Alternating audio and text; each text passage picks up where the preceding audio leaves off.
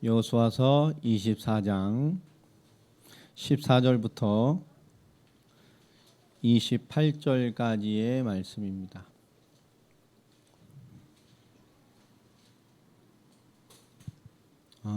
여호수아의 마지막 유언과 같은 장이죠. 오늘 다음 주이 맥추절입니다. 그 맥추절을 한 주 앞두고 우리 맥추절을 대하는 우리에게 또 중요한 의미가 부여되는 그런 말씀이 되기를 바랍니다.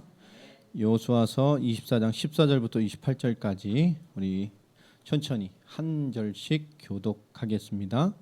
그러므로 이제는 여호와를 경외하며 온전함과 진실함으로 그를 섬기라. 너희의 조상들이 강 저쪽과 애굽에서 섬기던 신들을 치워버리고 여호와만 섬기라.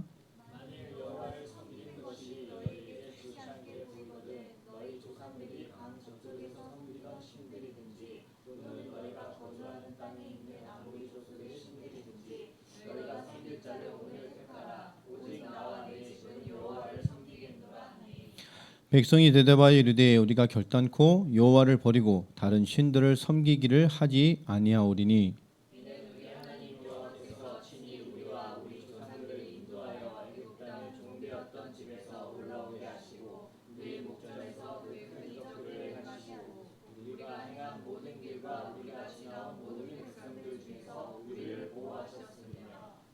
여호와께서 또 모든 백성들과 이 땅에 거주하던 아모리 족속을 우리 앞에서 쫓아내셨습니다.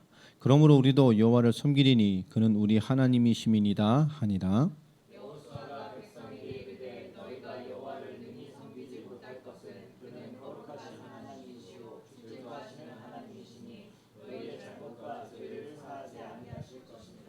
만일 너희가 여호와를 버리고 이방 신들을 섬기면 너희에게 복을 내리신 후에라도 돌이켜 너희에게 재앙을 내리시고 너희를 멸하시리라 하니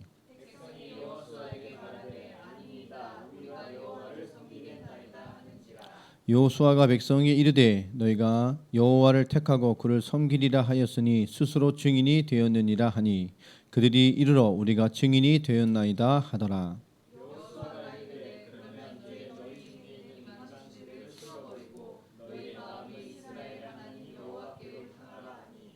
24절 백성이 여호수아에게 말하되 우리 하나님 여호와를 우리가 섬기고 그의 목소리를 우리가 청종하리이다 하는지라.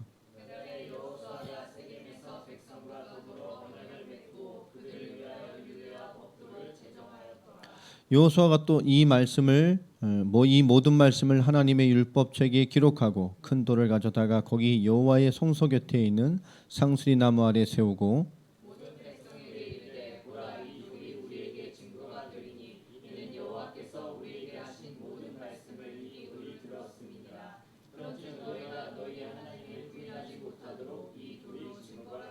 같이 읽습니다. 백성을 보내어 각기 기업으로 돌아가게 하였더라.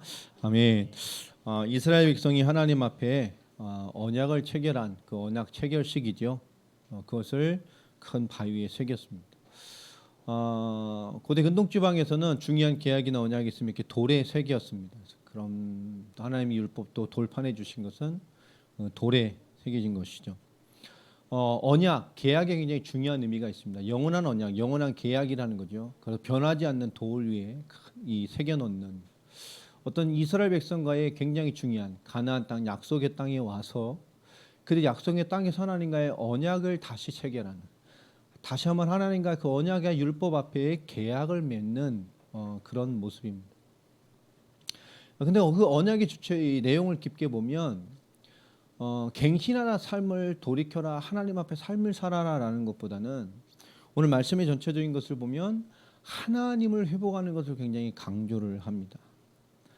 오늘 그들이 삶에 있지만 그들이 우리는 여호와만 섬기겠습니다라고 하는 이 여호수아의 이 마지막 고백에 그들은 두 번이나 우리도 당신과 같이 하나님 여호와만을 섬기겠습니다라고 두 번의 고백을 하게 되는데요.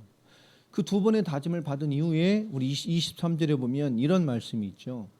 여호수아가 이르되 그러면 이제 너희 중에 있는 이방 신들을 치워버리고, 결국 그들이 하나님을 섬깁니다라고 하지만 그 약속의 땅 가나안 땅에 와 있음에도 불구하고 이스라엘 속에 아직까지도 뭐가 남아 있는 것이죠? 이방 신들에 대한 이방 신앙이 들어와 있는 것이고 오직 하나님에 대한 뭔가가 안 되는 것이죠. 더 무서운 것은 너희 마음을 이스라엘 하나님 여호와를 향하라. 그들의 마음까지도 온전한 하나님을 향하는 것이 실패되어 있는 거예요. 다시 말하면 신앙도 실패되어 있지만 우리의 삶을 살아가는 삶의 영역에서도 하나님의 위치가 실패되어 가고 있는 것입니다. 우리가 신앙의 점수를 매길 때 교회 생활에 굉장히 많은 부분을 차이하죠. 주일 예배, 주일 성수 중요합니다. 그러나 더 중요한 것은 오늘 말씀에 보면 하나님이 내 삶에 어떤 위치에 있는가, 하나님이 또 하나님 정말로 내 인생 전체를 2주 전 설교에도 했던 것처럼 하나님을 믿지만 결국 내 삶을 맡길 만한 하나님 되지 않는 것이죠. 이건 삶의 영역에 하나님 놓치는 굉장히 큰 이스라엘의 실수입니다. 근데 지금도 동일하게 우리의 많은 삶의 영역에서는 하나님이 철저하게 배제되어 가고 있어요. 하나님을 회복한다는 것은 절대적인 하나님, 우리에게 유일하신 하나님이란 이 신앙의 고백과 같은 신앙을 회복하는 것과 함께 이 땅을 살아가는 우리의 삶의 영역, 우리의 마음에도 우리의 삶을 풀어내는 모든 전인적인 부분에도 하나님에 대한 회복이 필요합니다. 만일 이 시대에 제2의 종교개혁이 일어나고 한다면 어떤 부분의 개혁이 일어나고 어떤 부분에 대한 이 치열함이 일어나야 되겠습니까?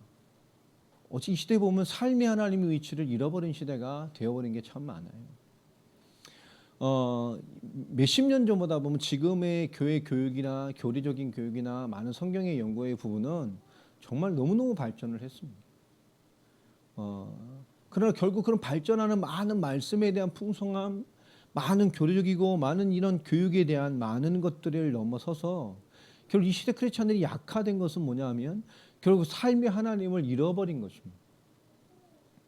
왜 많은 크리스찬들이 불신자의 수준을 못 넘고 그들의 상태라든지 체질이라든지 성격이라든지 이런 너무나 모난 모습들로 풀어가느냐. 하나님의 은혜를 도대체 삶에서 볼 수 없는 거죠. 말하는 것도 마찬가지입니다. 삶의 영역을 보면 결국 그냥 자기 스타일로 살죠. 왜 도대체 내게는 하나님의 은혜가 적용이 안 되느냐. 오늘 말씀에 보면 굉장히 중요한 것들이 들어가 있습니다. 많은 사람들은 자기 할 바대로 합니다. 자기 것으로 합니다. 우리가 문제가 있다, 똑바로 살아야 된다 그 얘기 아닙니다. 실수 많아도 괜찮아요. 그러나 우리가 하는 실수와 그냥 하나님이 무시되고 있는 것과 굉장히 다른 거예요. 우리가 가진 내용 때문에 하나님이 무시되고 있는 건 굉장히 무서운 것입니다. 또 우리는 어떻게 보면 주변이나 환경 때문에 이런 것 때문에 저런 것 때문에 당연한 이유와 핑계를 대고 하나님의 은혜와 영적인 삶에 대한 것을 등한시할 때가 참 많습니다. 그것도 굉장히 무서운 불신앙의 원인이 됩니다. 언약의 삶과 인도받는 자라는 제목으로 오늘 말씀을 나눌 것인데요. 다음 주가 맥추절입니다. 쉽게 말하면 맥추절은 우리 삶을 인도하신 하나님을 깨달으라는 거죠. 하나님 우리의 삶을 인도하고 계십니다. 맞습니까? 그러니까 하나님 우리의 삶을 인도하시는 중에 어려울 수 있어요. 어려움은 하나님의 인도가 아닙니까? 그렇게 생각하기 때문에 뭔가 어려움이 왔을 때 하나님의 인도를 받아내려고 하지 않습니다. 많은 크리스찬들은 잘 살기를 원해요. 근데 잘 산다는 개념이 항상 합니다만은 돈이 많다는 게 아니란 말이에요. 크리스찬은 잘 살아내야 됩니다. 한국 사람들의 무서운 정서는 뭐냐? 잘 사는 것에 있어요. 야, 걔네 집 잘 사니? 걔네 집 되게 잘 살아. 잘 산다는 게 뭐죠? 차가 3대야. 걔네 집 잘 살아. 제네시스를 타고 다니고. 아빠 걔네 집 부자야. 학생인데 차를 몰고 다니고. 잘 산다는 게 뭐죠? 돈이 많은 게 잘 사는 겁니까? 아니에요. 한국은 무서운 게 뭐냐면 기복신앙에 굉장히 취약할 수밖에 없는 정서를 가지고 있어요. 또 한국의 많은 정서는 뭐죠? 하나님이 역사하시면 잘 되는 것이 하나님의 역사로 생각하는 무서운 무언가가 들어가 있습니다. 그렇게 말하면 많은 초대교회 성경에 나오는 크리스찬들의 의를 향한 이 도전과 고난은 무시당해야 되죠. 잘 돼야 됩니다. 그렇지 않습니까? 베드로가 거꾸로 십자가 못 박혀 죽지 않았어야 되잖아요. 베드로가 막 진노하고 할 때 하늘에 불 떨어져야 되고 막 이래야 되는 거 아니겠습니까? 오늘 말씀처럼 우리가 하나님의 이 맥추절, 삶을 인도하시는 이 하나님의 중요한 의미를 깨달은 1년의 중간에 있는 이 맥추절의 의미, 하나님의 이 중요한 인도를 깨닫는 거죠. 다시 말하면 하나님의 인도를 깨닫는 게 뭘까요? 쉽게 우리의 적용점으로 좀 보면 하나님의 일하심을 보는 것입니다. 여러분, 그런 눈과 신앙과 믿음 회복되길 바랍니다. 우리가 뭔가 어려움의 현실이 있지만 그 속에서 하나님의 인도하심을 보는 사람. 그렇잖아요. 이 정도 수준에 사는 사람이 있지만 그렇게 삶을 살아가면서 그 속에서 하나님의 일하심을 보는 사람. 요 정도 레벨에서 막 뭔가 삶을 살아가면서 좀 여유 있게 살아가는 것 같지만 그 속에서 뭐죠? 하나님의 일하심을 보는 사람. 우리가 어느 삶이 어느 환경에 어떤 위치에 처해 있든 그 속에서 하나님의 일하심을 보는 거예요. 우리가 말하는 형통이라는 것, 잘 되는 것, 모든 사람보다 뛰어나는 많은 잘됨의 기준이 아니라 하나님이 허락하신 삶의 오늘에서 굉장히 중요한 하나님의 일하심을 보는 게 필요합니다. 어떻게 보면 크리스찬들은 오늘만 사는 인생들이잖아요. 맞아요? 여러분, 오늘만 산다면 뭘 하겠습니까? 제가 옛날에 어떤 그 질문을 해본 적이 있어요. 너는 오늘만 산다면 뭘 하겠니? 이때 어떤 청년이 이런 얘기를 하더라고요. 열렬히 사랑을 해가야 된다. 열렬히 사랑을 하다가 결혼도 못 해보고, 그죠? 천국 가면 뭐 필요 없을 텐데, 그죠? 아니, 부부가 있는 것도 아니고. 천국의 개념이 참 궁금하긴 합니다만은 생각해 보세요. 우리가 하나님의 일하심을 본다는 거. 오늘 하나님이 탁자에 있잖아요. 오늘 청년들 자기 입장에서 지금 내 시간표에 주어진 것 안에서 하나님의 인도하심 안에서 내가 하나님의 일하심을 본다는 거. 갑자기 막 지혜가 생겨가지고 모르는 문제가 다 보이고 뭐 시험지를 보니까 답이 다 보이고 뭐 이래야 됩니까? 그게 아니잖아요. 하나님의 일하심을 보는 거. 오늘 생각해 보십시오. 하나님의 인도하심 앞에 하나님의 일하심을 한번 보세요. 하나님의 일하심이 있는가? 하나님의 일하심. 내 하나님의 일하심을 한 주간 보고 있는가? 쉽게 말하면 뭐 우스갯소리입니다만 상현에게 지난주에 이제 허리가 너무 아파가지고 막 주일 아침부터 끙끙 앓았잖아요. 월요일날 검사를 받았습니다. 이제 내일 결과가 나오잖아요. 그래도 운동했니? 한 주간 허리 운동했니? 했더니 웃으면서 하는 말이 안 아파서 안 했습니다라는 식으로 얘기를 하더라고요. 꼭 우리 신앙 같지 않아요? 하나님을 알고 정답을 아는데 결국 뭐죠?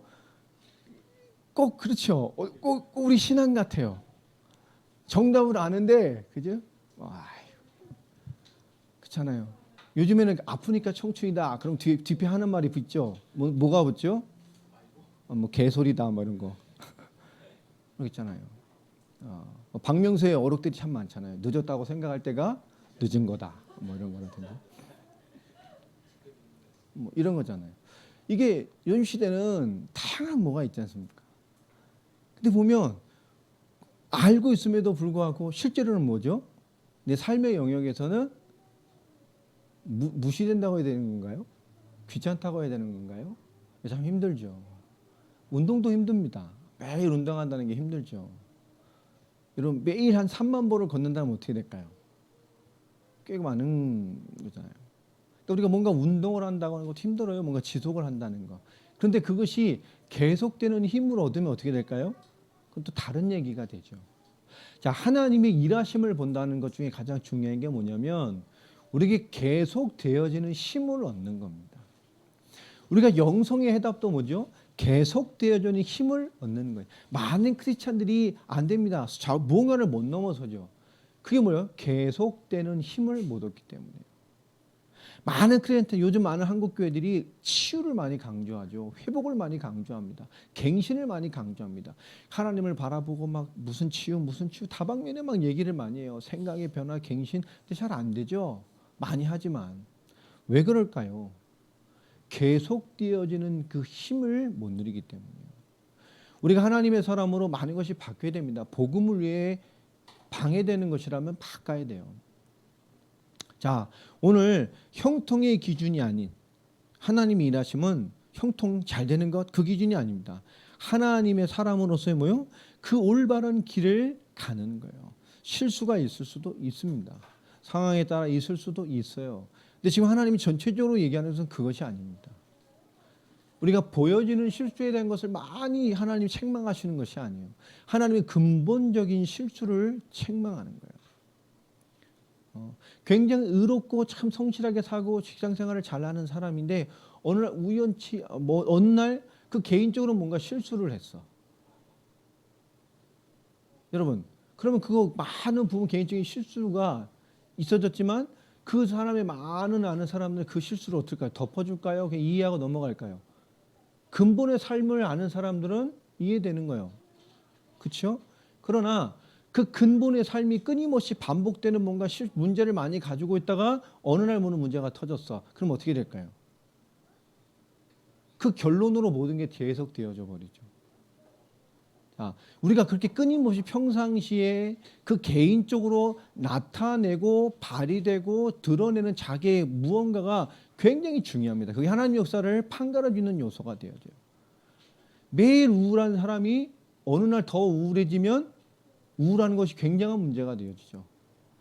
계속 화를 내는 사람이 어느 날 그 화가 굉장히 특별하게 화가 되면 뭐가 되죠? 엉뚱한 대로 이어지는 거죠. 그러니까 버스 타다가 버스 기사가 마스크 쓰라니까 기사 목을 물어버리는 사람. 요즘 그러잖아요. 우범죄들. 차 빼놨더니 막 차로 들이받아 버리는 사람. 차가 샀는데 자꾸 차가 고장 나니까 차 대리점으로 차를 몰고 들어가 버렸어. 막 이런 사람. 1억 8천만 주고 벤츠를 샀네. 근데 이게 자꾸 고장이 나. 돈 많은 사람이 이제 벤츠 산 대리점 앞에다 차를 딱 세워놓고 골프채를 딱 꺼내는데 차를 뭐 했어요? 벤츠를? 얘는 뉴스에 나왔죠. 방송까지 불렀잖아. 사연 보내고 방송 왔어요. 그럼 불러놓고 차에 올라가서 뭐 했습니까? 골프채로 차를 부셨죠.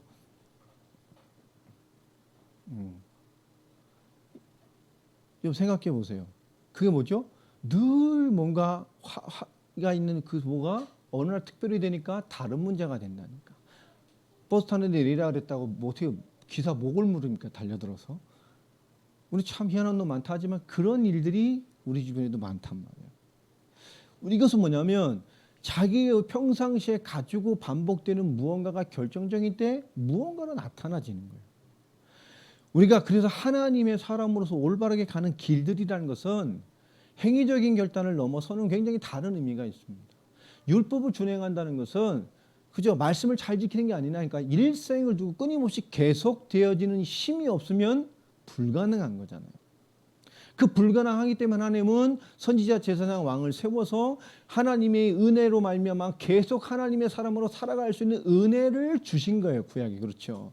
피의 제사를 비롯한 삼직을 세우셔서 끊임없이 하나님의 일하심을 보며 끊임없이 하나님의 사람으로서의 길을 가도록 하나님의 택한 자들에게 하나님의 은혜의 방편으로 복음의 예표를 주셔서 그 은혜의 길을 따라 하나님의 역사 속에 갈아갈 수 있도록 하셨어요. 맞습니까?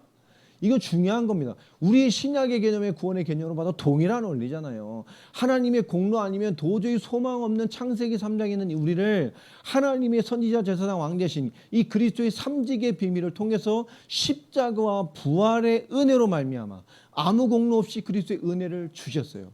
그래서 뭐죠? 이 땅에 하나님의 사람으로 살아갈 마지막 시대의 언약을 성취할 자로서 살아가는 겁니다. 아멘입니까? 넘어질 수 있어요. 그러나 우리의 근본은 뭐죠? 그것이 멈춰지지 않도록 하나님의 일하심과 하나님의 사람으로서 길을 가는데 멈춰지지 않아도 하나님이 계속되어지는 힘을 주시기에 뭐예요? 그리스도의 십자가의 부활의 은혜, 복음의 은혜를 끊임없이 이렇게 주시는 거예요. 맞습니까?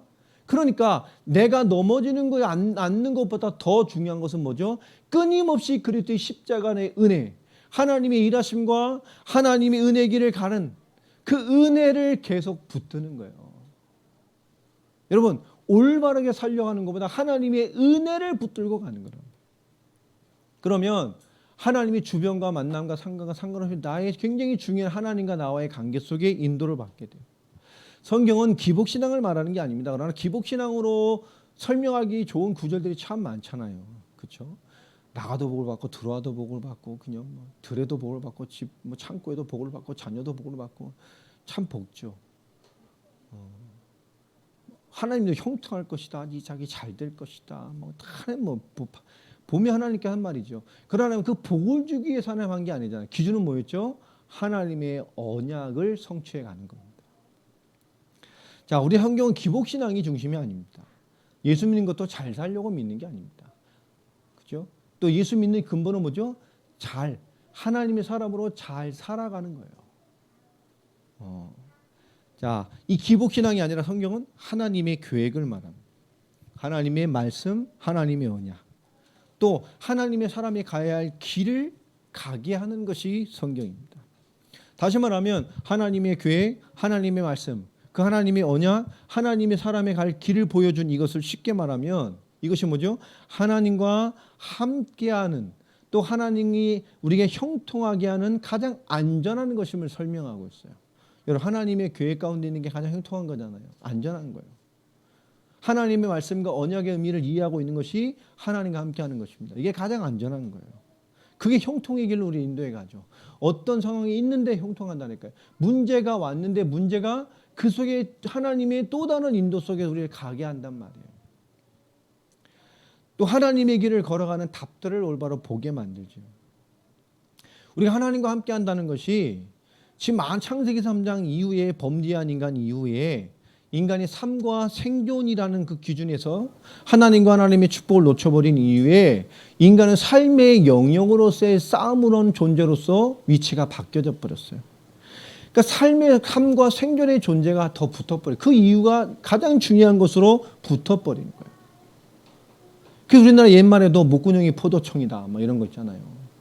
이런 것처럼 먹고 살고 생존하는 것에 대해서 굉장히 가장 치우치게 살아가는 그런 삶의 영역의 싸움의 존재가 됐단 말이에요. 자, 그러다 보니까 인간에게 가장 중요한 영적인 도전이라는 이 주제까지도 이 하나님의 일하심을 보는 도전이잖아요. 이 하나님의 영적인 도전이라는 거. 많은 사람이 하나님의 일하심을 보는 이 향한 도전들 속에서도 결국 뭐죠? 이 삶의 영역이라는 거, 생존의 영역이라는 거, 또 삶으로 감당해내야 되는 어떤 기준 속에서 많은 사람들이 무너져 갑니다. 그러니까 하나님이 내 삶을 책임지시고 역사하신다라는 가장 중요한 정점의 시간표에서 무너지는 거죠. 왜일까요? 하나님은 믿지만 하나님을 내 삶의 방식이 하나님이 책임질 만하게 보이지 않기 때문입니다. 우리 유집사도 있지만 하나님과 주얼리하고 무슨 상관이 있어요? 아니잖아요. 주얼리 뭐 하나님이 지지하는 것도 아니고 우리 사장이 하는데. 그렇잖아요. 하나님하고 관계된 게 뭐가 있어요? 내가 지방 가서 막 합니다. 관계된 게 내가 운전해서 내가 가는데 내 돈으로 기름 넣고 내 돈으로 밥 사 먹고 내가 오늘 어디로 갈까 그래서 그 거래처 정해진 대로 가고 하나님과 관계된 게 뭐 있어? 그럴 수 있잖아요. 쉽게 보면 내가 오늘 밥 먹는데 가다 보니까 너무 배고파 뭐 바쁘게 다니다 보니까 저기 뭐 맛있는 무슨 식당이 있네? 들어가서 배고프다 눈에 띄어서 들어간 거지. 그게 하나님과 무슨 관계가 있어요? 그럴 수가 있다니까요. 너무 바빠서 김밥 한 술 먹고 막 다녀요. 김밥 먹은 게 뭔 상관 하나님하고. 시간 없다 보니까 내 생각이 들어서 김밥을 사 먹은 것이지. 그럴 수 있죠. 그것도 그럴 수 있어요. 그런데 가만히 생각해 뭐 하나님 내 삶에 적용되는 영역이 도대체 뭡니까? 적용된다는 것도 웃긴 말이죠. 내 삶에서 하나님은 얼마큼 나를 인도하고 내 삶에 어떻게 하나님 일하고 계시죠? 그들 신앙과 믿음과 실제 현실적으로 내가 얼마큼 이해하고 받아들이고 있습니까? 모든 게 하나님 하셨다. 뭐 예정 그래서 막 가다 돌 날라왔는데 여기 맞았어요. 하나님이 예정해 놨습니까? 돌 날라도 맞으라고? 뭐 감리교회 이런 식으로 장로교를 비판하잖아요. 그럼 예지면 네가 누가 네 뺨을 때렸어. 그럼 하나님 준비해 놓은 거냐? 뺨 맞으라고? 이렇게 이 칼빈주의를 비아냥거리기도 하잖아요. 가서 딱 때리고 하나님 예비해 놓은 거야. 뺨 맞으라고. 그런 수준의 얘기가 아니잖아요. 우리 영적인 도전하는데 가장 또 하나님의 일하심을 보는데 가장 큰 지장을 받는 게 뭐죠? 개인적으로 보면 결국 영적인 문제입니다. 영적 문제가 뭘까요? 도저히 하나님의 영역으로 내게 복음이 적용이 안 되는 개인의 숨겨진 부분입니다.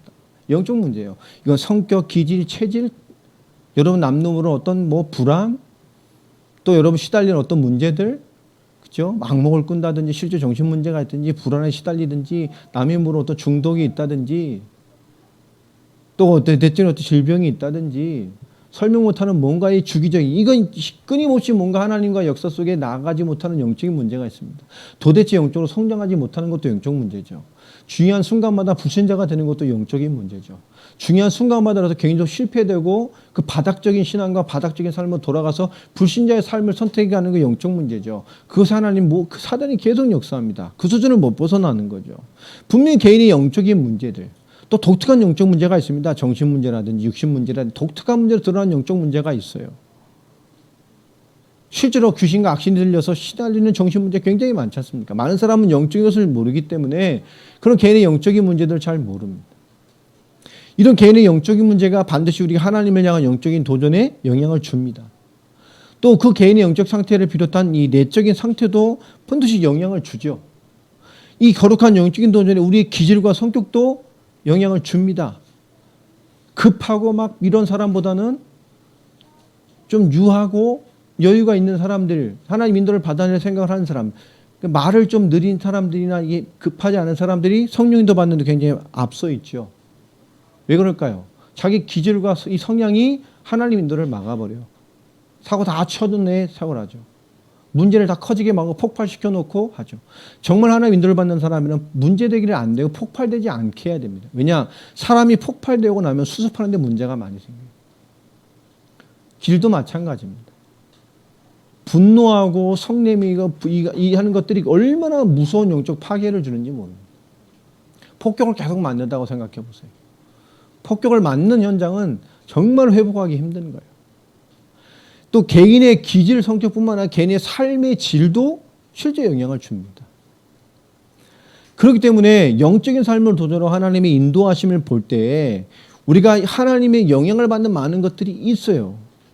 그런데 반대로 생각하면 그런 것들 때문에 하나님의 일하심과 영적인 도전으로 영향을 줄 수도 있습니다. 내게 많은 약한 영적인 문제라 성향, 기질, 어떤 내적인 상태의 삶의 많은 모순들이 있지만 그렇기 때문에 언약의 삶과 언약을 인도받는 과정을 통해서 되려 언약이란 삶과 주의 거룩함이 내 모순이라고 하는 앞분 부분에 하나님의 역사에 영향을 주는 경우도 있습니다. 그렇죠. 우리는 어떤 게 돼야 되죠? 후자가 돼야 되겠죠. 그런데 우리는 쉽게 하나님 역사를 삶에 의해서 그것이 하나님의 역사로 영향을 줄 수 있고 그것을 하나님의 역사로 바꿀 수 있다는 생각을 못할 때가 참 많습니다. 실례로 예수님께서 제자들 불러 모으셔서 마가복음 3장에 보면 이런 말씀을 하시죠. 마가복음 3장 13절부터 15절에 보면 예수님께서 제자들을 불러놓은 가장 중요한 기준이 뭐죠? 뛰어난 자들이었습니까? 말 잘 듣는 사람들이었어요? 기준이 뭐죠? 딱 하나요. 뭐 있습니까? 엿장소는 누구 마음대로죠? 엿장소 마음대로. 예수님 마음대로. 예수님께서 원하시는 자들을 불렀습니다. 마가복음 3장 13절로 15절. 왜 얘를 불렀죠? 예수님 원해서 불렀어. 기준은 하나입니다. 하나님 우리에게 왜 구원을 주시고 예수 믿게 하셨죠? 왜 그렇죠? 우리를 뭐 했어요? 원하셔서요. 세상에 우리가 훌륭한 사람 많잖아요. 원했다니까. 근데 왜 원하셨을까요? 거기에 써 있잖아요. 14절부터 보면 자기와 뭐요? 함께 있게 하시고. 우리를 하나님 어떻게 보신 거죠? 예수 그리스도와 함께 할 자. 그리스도를 붙들고 살아갈 자. 그리스도를 붙들었다 놨다 붙들어 놨다 이런 거 말고요. 함께 하기 위해서. 붙들었다 놨다 붙들었다 는 사람 얼마나 많습니까? 저 하나님 믿어요. 청년 때가 열심히 믿었어요. 지금은 뭐요? 불신자의 삶을 살고 있어요. 전 하나님 믿어요. 신앙생활 안 됩니다. 하나님을 믿어요. 이렇게 믿는 걸까요? 아니라니까. 착각을 하고 있다니까요. 하나님을 바라보고 애걸하고 바라보면 그런데 먼저 끊임없이 신앙의 실패가 주기적으로 오고 있어요. 많은 화랑 말한 것처럼 잘 사는 부분에 문제가 오면 내가 잘 되는 부분에 걸림이 되면 하나님은 뭐죠? 믿는 하나님, 내 삶을 책임질 하나님으로 보이지 않기 때문에 많은 불신앙의 이유와 요소를 붙여서 뭐죠? 내 삶이 하나님을 지워버립니다. 하나님 여러분이 믿고 사랑해요. 하나님 눈물을 흘리면서 기도할 수도 있어요. 그러나 이 땅에 하나님 원하는 신앙생활 삶이 없습니다. 이건 무서운 것이죠. 사단이 뿌려놓은 굉장히 중요한 문제되는 영적인 문제고 뭐 그렇습니다. 예수 그리스도와 함께하게 하시는 거. 이거는 뭐 어떤가 가로를 열고 만일에 부재를 단다면 어떤 상황이 들어갈까요? 어떤 상황이 와도 정말로 주님과 함께 있게 하시고, 할렐루야, 임마누엘, 주님 우리 함께 하십니다. 우리를 원하신 이유가 뭐냐? 이 복음과 함께 할 자요, 예수 그리스도와 함께 할 자요, 어떤 상황에도 마지막 시대에 예수가 그리스도 되심을 함께 본 증인으로서 살아갈 자로 보셨기 때문에 그렇습니다. 그러니까 뭐 하는 거죠? 그런 사람이 뭐라는 거요? 또 보내사 전도도 하며, 전도는 뭐죠? 나와 함께한 그리스도, 지금 나에게 일하시고 내 삶에 인나 일하심이 있는, 내 삶에 함께하시는, 나와 함께한 응답이 있는 그리스도가 이 십자가에도 그리스도를 나타내는 겁니다. 어려움이 환난이 있어요. 그게 복음 전할 수 있는, 전도할 이유가 된다니까. 그러함에도 난 하나님의 은혜를 감사하고 내가 가진 복음이 뭐냐. 많은 시대의 전도자들이 가장 극심한 어려움 속에서 전도와 현장을 뒤집은 사람들이 참 많잖아요. 너무 어려우니까 노가다 현장에 가 있다가 하나님부터 시작한 유명한 전도자들도 있고 많아요. 결국 문제는 뭡니까? 결국 하나님의 역사를 보는 거예요. 자기와 함께 있게 하시고 또 보내사 전도도 합니다. 더 중요한 거죠. 현장에 가서 영혼을 살리고 복음을 증거하려 보니 현장의 가장 큰 문제가 뭐죠? 오늘 15절의 말씀처럼 귀신을 내쫓는 권능도 가지게 하려 하십니다. 결국 현장에 들어가 보니 뭐의 문제요? 악한 영이요, 세상 신이요, 귀신이요. 많은 자들에게 이 악한 영이 붙어 있는 거예요. 현장의 문제는 우리가 인간 문제, 돈 문제 생각할 때가 많습니다. 그러나 결국 악한 영의 문제. 불신자는 악한 영에 잡혀서 악한 영이 지배하는 사주팔자 운명에서 전부 이런 귀신을 섬기고 귀신 속에 잡혀가는 알지 못하는 많은 문제를 가지고 살아간다니까요. 자, 이 세 가지 핵심이 결국 예수님의 제자도와 삶의 기준이 됩니다. 마가복음 4장에 보면 우리가 잘 아는 비유죠. 이 네 가지 땅 떨어진 씨 비유 너무 잘 알지 않습니까? 어떻게 보면 예수님께서 이것을 가지고 뭐 하는 거죠? 우리의 제자도를 설명합니다. 예수 그리스도의 이 사역의 핵심, 이 땅에 이 그리스도의 복음의 씨를 뿌리고 살아간 우리가 찾아야 될 제자와 사역의 핵심을 설명하고 있어요. 이 시대의 제자도가 이것이다 이거죠. 오늘 그 씨 뿌리는 얘기를 하시고 비유를 설명하십니다. 14절부터 보면 그 설명하는 게 나오는데요. 자, 뿌리는 자는 말씀을 뿌리는 거, 씨를 뿌리는 자가 있다 그랬잖아요. 4장 3절에 보면 들으라, 씨를 뿌리는 자가 뿌리러 나가서. 자, 씨를 뿌리는 자가 뭐죠? 뭘 뿌리는 거죠? 말씀을 뿌리는 거예요. 말씀이 길가에 뿌렸다는 것은 뭐죠? 이들 가리킴이니 곧 말씀을 들었을 때에 사탄이 즉시 와서 그들에게 뿌려진 말씀을 빼앗는 것이요. 또 어떤 사람은 이와 같이 돌밭에 뿌려졌다는 것은 뭐죠? 이들이 가리킴이라고 말씀을 들을 때 즉시 기쁨으로 받으나 그 속에 뿌리가 없어 잠디 건지다가 말씀으로 인하여 환난이나 박해가 일어난 때는 곧 넘어지는 자요. 또 어떤 이는 가시떨기에 뿌려진 자니 이들은 말씀을 듣기는 하되, 그럼 뭐에 걸리죠? 하나님 사랑합니다, 뭐합니다 다 말해요. 그러나 뭐죠? 세상의 염려와 재물의 유혹과 기타 욕심이 들어와 말씀을 막아 결실하지 못하는 자요. 좋은 땅에 뿌려졌다는 것은 곧 말씀을 듣고 받아 30배, 60배, 100배의 결실을 하는 자니라. 결국 우리의 제자도의 예수님이 기준입니다. 누굴 찾는 거죠? 하나님의 말씀을 받아내는 사람입니다.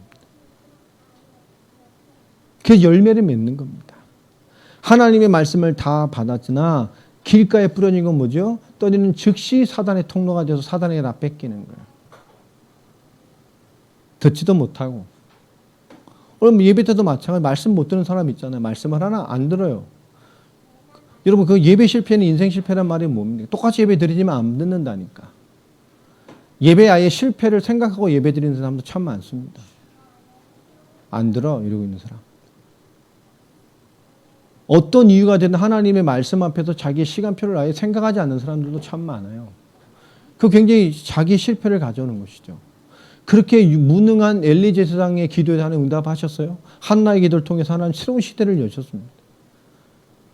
하나님은 사람을 통해 역사하는 게 아니라 하나님의 일을 위해 그 사람을 사용하시는, 하나님의 일을 행하신단 말이에요. 오늘 말씀도 마찬가지입니다. 오늘 우리에게 말씀을 잡는 거예요. 말씀. 우리 씨 뿌리는 자 비유처럼 오늘 예수님의 사역의 핵심과 이 땅의 우리의 사역의 핵심은 뭐지? 이 말씀을 받아내는 사람이 되는 겁니다. 오늘 본문으로 돌아가서 여호수아서 24장을 보면 여호수아의 마지막 장이잖아요. 유언과 같은 거 아닙니까? 죽기 얼마 전에 온 이스라엘 보니까 들어와서 살만하게 되니까 얼마 안 됐음에도 불구하고 이스라엘의 뭐요? 보여지는 신앙과 보이지 않는 신앙의 부분에 대한 위기감을 여호수아는 느꼈어요. 벌써 이스라엘 앞에는 이방의 많은 문화들, 여러분 계속 종로로 타고 400년 살다가 45년 광야 인도받으면서 하나님 주시는 것만 먹고 하나님의 전쟁 승리를 봤단 말이에요. 거기에 문화가 있었겠습니까? 뭐가 있었겠습니까? 오직 뭐요? 이러면 하나님 예배하고 하나님 말씀 따라하고 인도 따라하고 하나님 주신 거 먹고, 이해되죠? 완전히 100% 뭐요? 삶이 신앙생활이었어요. 광야교회는. 그러다가 가나안을 정복하고 그 땅에 와보니 그 땅에 뭐가 있습니까? 문화가 있잖아. 갔더니 막 그죠? 테라스 카페가 있고 막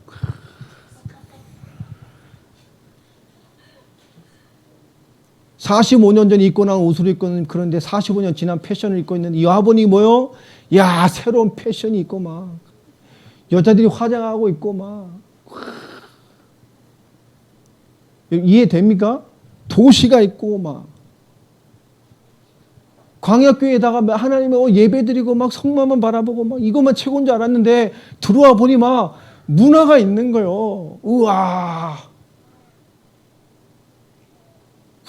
보니까 막 와, 저것이 여자지 막 이렇게 보이고 막 문화가 있는 거예요. 저게 집이지 막. 광야에 살아보세요. 이해돼요? 모든 게 뭐로 느끼죠? 하나님의 역사와 비교해야 될 너무나 많은 상황들이 들어와 있는 거예요. 그게 최고인 줄 알고 막 하나님이 보이지, 하나님 주시 베푸시는 것만 생각하고 딱 들어왔더니 이게 뭐죠? 이게 뭐야? 도시가 있고 문명이 있고 생각 무언가가 막 있는 거예요. 입장만 생각하면 좀 이해되죠? 그게 있는 거예요. 자, 그게 뭐 하는 거? 너무나 급속도로 영향을 받는 거예요. 우리가 하나님의 인도를 받아가는데 이 여호수아가 오니까 너무나 빨리 뭔가 이 영향을 받고 있는 거예요.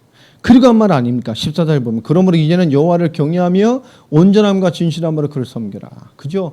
하나님을 섬기는 것의 가장 첫 번째 기준이 뭐죠? 온전함이에요. 여러분 하나님 앞에 온전하게 하나님을 섬기게 되기를 바랍니다. 내가 온전해지는 게 하나님을 온전히 믿고 하나님을 온전히 대하면 삶은 따라오는 거예요. 계속 변화되겠죠. 나를 온전히 바꿔야 하나님을 따라가는 게 아니고 하나님을 끊임없이 온전히 따라갈 때 우리의 삶이 온전히 하는 거예요.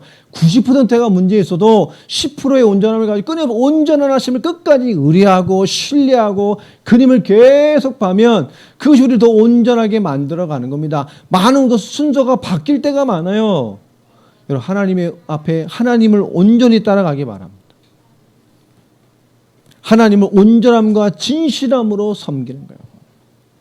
그것이 우리를 그렇게 따라가게 만들어요. 너의 조상들이 강 저쪽과 애굽에서 섬기던 신들을 치워버리고 여호와만 섬기라. 그게 지금도 뭐 있죠? 남아있죠.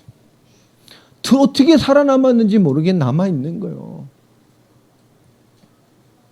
만일 여호와를 섬기는 것이 너희에게 좋지 않게 보이거든. 생각해보세요. 지금 이 상황에 벌써 이런 일을 여호수아가 한다는 게 뭐죠? 결국 우리의 많은 신앙이 이 시대 크리스천들의 모습과 너무 비슷한 게 많은 거예요. 만일 우리가 여호수아 시대 하나님 역사를 본 사람이라면 이렇게 하겠어요? 저는 못했을 것 같아요. 그 막 광야 역사를 보고 막. 근데 이스라엘에게 실제 뭐죠? 그들이 정복한 땅에서의 많은 인간 하나님 없이 만들어진 것에 대한 영향을 너무 많이 쉽게 받아버린 거죠. 옛날에 우리 국제시장이라는 영화를 보면 거기 두 주인공이 어렸을 때 막 구두 닦을 때 군인 찝자가 딱 쓰니까 뭐 달라 그럽니까? 기브미도 초콜릿 막 이러면서 귀 땡기고 그래서 먹잖아요. 그런 거죠. 그 맛이 미군이 나타낸 문화에 한국 사람들이 굉장히 충격을 받았잖아요. 그럼 뭐 이해되죠? 아무것도 없는데 뭔가를 보니까 이렇게 되는 그런 문화적인 충격이나 많은 걸 흡수해 버렸단 말이에요. 만일 여호와를 섬기는 것이 너에게 좋지 않게 보이거든 너희 조상들이 강 저쪽에서 섬기던 신들이든지 또 너희가 거주하는 땅에 있는 아모리 족속의 신들이든지 너희가 섬길 자를 오늘 택해라. 오직 나와 내 집은 여호와를 섬기겠노라 하니. 결국 뭐죠? 하나님을 섬기는 것에 대한 올바른 답을 요구하는 거예요. 뭔가 내게 유익할 것 같은, 맞을 것 같은, 오직 하나님만 돼야 되나? 라고 하는 생각과 함께 들어와 있고 자리 잡고 있는 많은 실제 삶의 영역들이 있다니까요. 그것에 대한 진실함과 온전함, 하나님의 경외함에 대한 요구의 폭을 요구합니다. 우리가 예수 그리스도의 복음을 가지고 살아가잖아요. 그분이 모든 문제 끝냈다라는 걸 신실하게 믿고 있다면 우리에게 살아가는 겁니다. 싸우는 것이 아니라 살아가는 거예요. 문제가 되는 것이 아니고 문제를 되게 하는 것이 아니고 살아가는 거예요. 하나님이 일하심을 보는 거예요. 하나님이 역사하시는 게 더 빨라요. 우린 내가 싸우려 합니다. 하나님이 하시는 게 더 빨라요. 하나님 내 삶의 영역에 내 삶에 주관하신 영역에 하나님이 일하심을 보고 있는 것, 하나님이 인도를 믿는다는 것, 하나님이 일하심을 믿는 겁니다. 그 사람이나 상황과 문제가 아니라 하나님 일하심을 보고 있다면 우리의 영적인 도전의 많은 기준이 바뀌어지게 됩니다. 오늘 여호수아는 이 백성에게 하나님에 대한 신실함을 회복하라고 얘기를 합니다. 16절에 백성들이 우리도 아니다. 우리는 결단코 여호와를 버리지 않고 다른 신들을 섬기지 않겠습니다. 라고 16절에 또 고백하죠. 그러면서 11절에 말하면 너무 잘 알고 있어요. 우리를 구원해서 이 땅에 오신 애굽의 종되었던 집에서 하나님 인도하신 모든 과정들을 너무 잘 알고 있다니까. 이 땅에 들어와서도 하나님 이 땅의 백성들을 다 쫓아내시고 우리에게 어떤 인도를 보내신지 알고 있어요. 그들이 17절 18절 그 대답을 하죠. 마지막 결론의 대답이 뭡니까? 우리도 여호와를 섬기리니 그는 우리 하나님 이심이니라 하니라. 알고 있다니까. 그러나 하나님의 일하심, 하나님의 인도를 받아낼 수 없는 삶의 영역들이 막 들어와 있는 거예요. 여호수아는 뭐 하는 거죠? 그 부분까지도 하나님 되기를 원하는 거잖아요. 그러니까 여호수아 그들은 하나님이 우리는 하나님 믿습니다 고백을 했지만 여호수아가 듣고 싶은 건 그게 아니에요. 그래서 19절에 여호수아가 무슨 말을 합니까?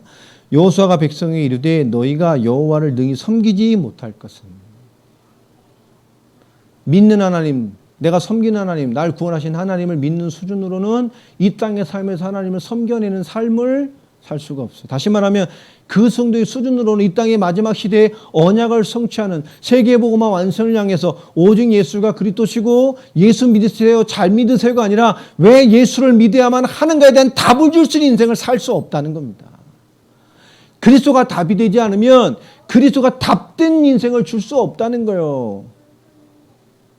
여러분 이게 굉장히 큰 차이가 있잖아요.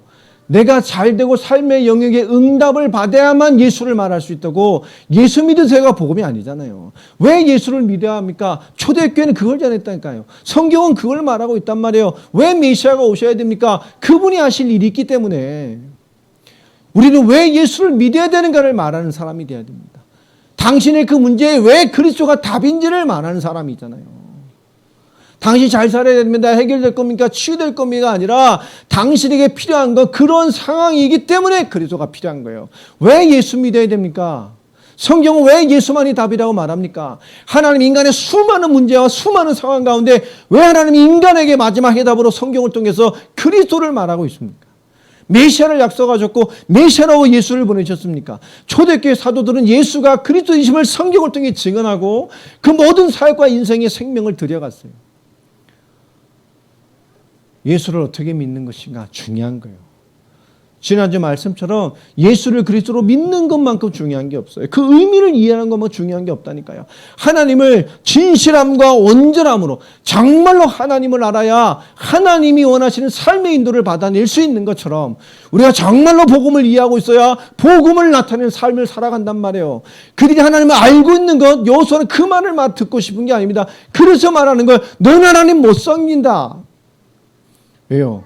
하나님을 알고 있다는 것과 그 하나님을 알고 있어서 그것을 하나님을 누리는 삶으로 살아가야 되는데 그것을 못 담아내요. 왜 그렇죠? 외부적인 조건 때문에, 누구 때문에, 이것 때문에, 저것 때문에, 내 삶의 영예 이것 때문에, 내 삶은 이렇기 때문에 그 내가 하나님을 내 삶 안으로 자리 잡지 못하게 하고 인도를 못 받는 거예요. 하나님의 일하심을 볼 수 없게끔 만드는 것이 누구냐? 자기 자신일 수 있어요.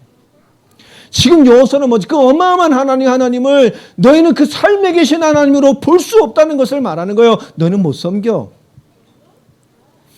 그는 거룩하신 하나님이라니까요. 그 질투하는 하나님이고 너희 잘못까지를 사하지 아니할 것이요. 다시 말하면 너희가 하나님을 알지만 삶이 일하신 하나님을 놓칠 수밖에 없는 너희들이 그것을 가지고 있다면 너에게는 그 하나님이 뭐가 돼요? 너희를 실패하게 하는 하나님이 될 것이다. 여호수아는 이 백성이 그렇게 되길 원치 않는 거예요. 내가 진짜 회개할 것은 뭐냐? 하나님을 아는데 하나님을 아는 삶, 하나님이 일하는 자, 하나님이 삶에 계신 자의 영역으로의 진정한 회개와 회심을 원하는 거잖아요. 그러니까 공부도 기도하면서 하고 정말 어떤 상황과 상관없이 그 현장에서 그 삶에서 인도하시고 일하시는 하나님을 보는 자가 되면 됩니다. 오늘 말씀에서 만일 너희가 여호와를 버리고 이방 신들을 섬기면 너희의 복을 내리신 후에라도 돌이켜 너희가 재앙을 내리시고 너희를 멸하실 것이다. 중요한 거잖아요. 너희가 하나님을 알지만 실제 삶에서 일이 된다면 그 백성들이 또 21절에 대답을 합니다. 여호수아에게 말하 이르되 우리가 여호와를 섬기겠나이다. 그 두 번의 대답 앞에 여호수아의 말입니다. 너희가 스스로 증인이 되었다. 그리고 이 백성 앞에 언약식을 체결합니다. 하나님과의 계약을 체결한 거예요. 그리고 그것은 뭐예요? 율법책과 이스라엘 역사에 기록해놨습니다. 계약서를 쓴 거죠. 여러분, 하나님은 그거를 원하는 걸까요? 굉장히 중요한 거예요. 27절의 마지막 이런 얘기를 합니다. 모든 백성이 이르되 보라 이 돌이 우리에게 증거가 되리니 이는 여호와께서 우리에게 하신 모든 말씀을 이 돌이 들었습니다. 결국 뭐죠? 영원한 말씀이에요. 말씀. 그러니 너희가 너희 하나님을 부인하지 못하도록 이 돌이 증거가 되리라 하고. 자, 결국 하나님 알지만 결국 우리의 가장 큰 문제는 뭐죠? 삶의 하나님이 부인되어지는 겁니다. 다음 주는 맥추절입니다. 우리의 삶을 인도하시는 우리 삶이 일하시는 하나님을 기억하라는 거죠. 그게 맥추절의 실제 의미입니다. 우리의 삶에 연다하시는.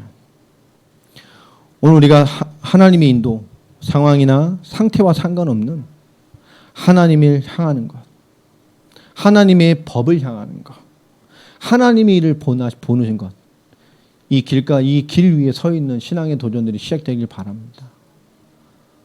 우리가 많은 신앙의 좋은 대화들이 있잖아요. 그러나 내 삶이 아무것도 진행되지 않는다면 어떻게 보면 많은 것을 우리는 안 하고 멈춰 있는 거예요. 여러분, 치유되는 것, 하나님의 일하심을 보는 것, 그렇게 가는 거예요. 우리는 많은 이유를 댈 수도 있습니다. 그러나 그것이 이유가 되지 않는다는 것은 실제로 내 삶에서 하나님의 계획을 가지고 살아가는 거예요. 10분을 바라봐, 몸 바라봐. 어떤 것도 이유가 되지 않는 것이 신앙의 길입니다. 어떤 것도 타협되지 않는 것이 신앙의 길입니다. 많은 불신자에게 만일에 주님의 재림의 때의 마지막 시대에 아마 주님 물어보실 거 많은 사람이 너 예수 믿으라는 얘기 안 들어봤어? 안 들어본 사람이 있겠어요? 들어봤는데요. 그게 뭐가 되죠? 영원한 심판의 기준이 된다니까. 단순한 얘기입니까? 너 예수 그리스도 메시아 안 들어봤어? 예수 모르는 사람이 어디 있어요? 예수 믿으라는 말 안 들어본 사람이 어디 있어요? 그죠? 그것도 뭐가 되죠? 생명 없는 자에겐 심판의 기준이 되는 거예요. 피할 수 없는, 핑계될 수 없는. 여러분, 이 생명의 문제는 그만큼 중요한 겁니다. 우리 크리스찬들은 오늘만 사는 사람이에요. 그렇죠? 오늘만 삽니다. 어떻게 공부해야 되겠어요?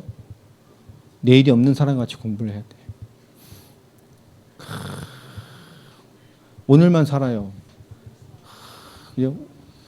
우리 육신을 위해서 어떻게 됩니까? 운동도 어떻게 해야 돼요? 내일이 없는 사람같이 운동하고. 밥을 먹어도 어떻게 먹어야 돼요? 내일이 없는 사람같이 먹어야 돼요. 막 내일이 없으니까 많이 먹으라는 얘기, 그런 얘기 아니죠. 우리 오늘 최선을 다해 사는 거예요.